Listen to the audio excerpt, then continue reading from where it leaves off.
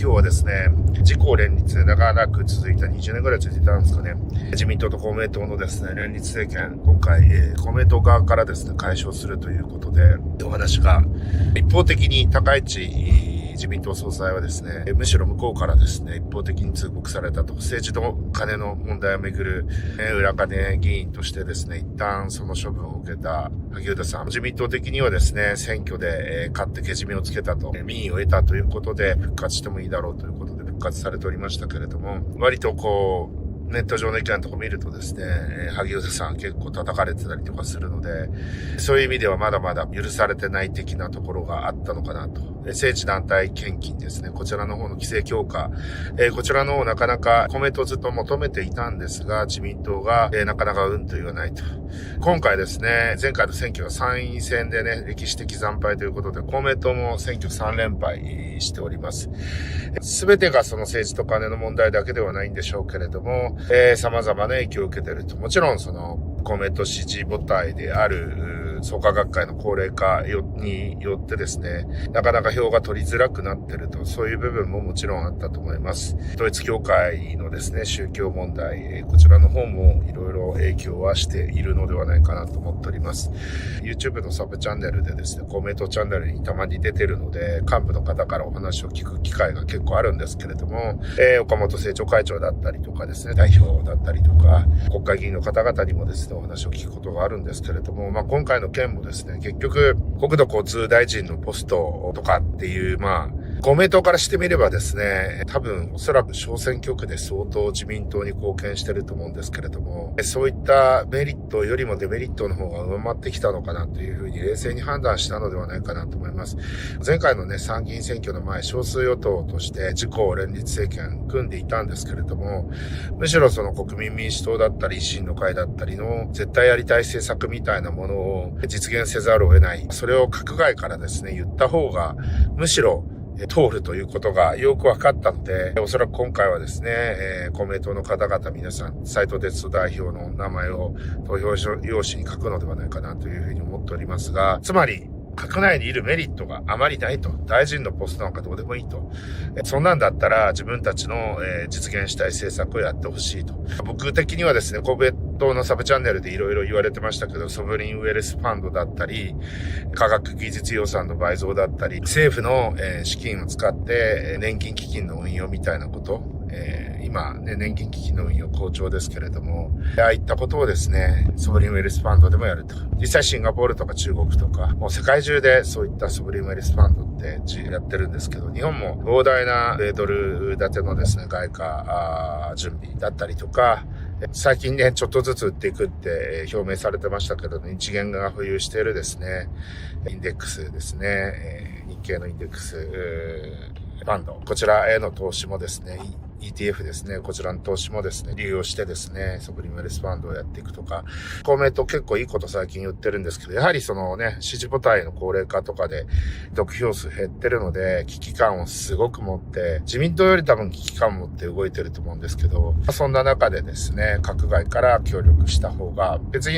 おそらく政策がもう全く異なる立憲民主党とか、国民民主党とかですね、そういったところよりも自民党に政策的には近いと思いますので、そういったところにですね、終盤指名をする可能性ってのは非常に低いと思うんですけれども、だから、現実的にはですね、高市早苗総裁がそのまま人数比例でですね、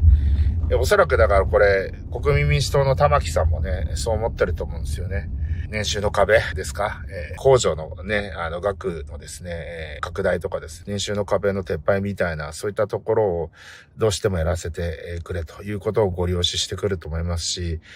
票はね、次も選挙でも増やせると思いますので、多分余裕でそういったことを言ってくるんではないかなと思います。維新の会は残念ながら非常に苦しい立場で、本当はこれ、自公維新で連立を組みたかったんではないかなと思います。選挙ね、最近もう失速してきたんで、次の選挙もなかなか勝てる見込みがないですよね。私は維新は連立入りして、東京都の改革とかですね、維新が大阪でやってきたことをですね、全国規模でできるような、そういったポストですね、総務大臣なのかわかんないですけども、そういったところで、実際に政権に入って、政治を動かして、国民の生活が良くなったってことを、維新のおかげで良くなったんだみたいなことをアピールできれば、彼らも復活するのかなと思ったんですけれども、今回ね、多分連立入りしても、例えば自民と維新が組んだとてですね、実は過半数いかないですよね。その辺も難しくなってくるのかなと。玉木さんは、さっきも言った通り、連立入らない方がいいと思ってると思います。というような、混沌とした、政治状況になってまいりましたけれども、おそらく公明党が連立を離脱して、そこで、なんとか高市さんが数的優位というか、比較第一党ということで、党首から首相になるんではないかなと思います。高市さんをですね、熱烈に支持する層からは公明党切って最高だとかですね、さらに支持層が増えるなんていうふうに言ってますけど、それはどうかなと僕はちょっと思いますけれどもね。高市さん首相になったら、公明党抜けるだろうな、みたいな。我々中道保守でいくっていう風に言ってて、そうじゃない人が総裁になったら微妙ですよね、みたいな話は、総裁選の前からしておりましたので、当然の帰結かなという風に思います。政治と金の問題に関して言ったら、おそらく小泉進次郎さんあたりだったら分かりましたと。規制かけます、みたいな話をもう即答してたんじゃないかなと思います。どっちにしてもですね、自公の連立、なかなか難しい状況になったので、次の選挙、相当ドラスティックなことをやらないとですね、自民党、このまま、どうなんですかね、3年間ダラダラやっていくんじゃないですかね。ただダラダラやるにしてもずっとその野党との緊張感の中でですね、動いていかなければいけない。苦しいのは多分立憲民主党で、立憲民主党、これでまた連立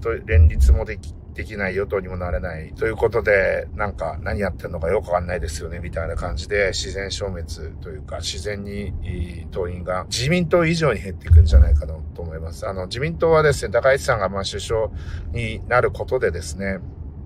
良くも悪くも、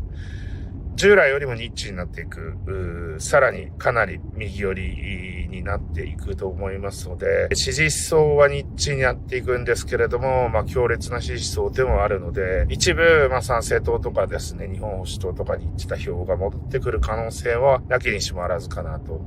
ただ、穏健保守というか、どちらかというと左寄り、あるいは改革派の人たち、こういった人たちを離れていくんではないかなという、病ゼロみたいな感じなんですかね。そんな感じなのかなと思いました。ということで、今日はこの辺で終わりたいと思います。いってらっしゃい。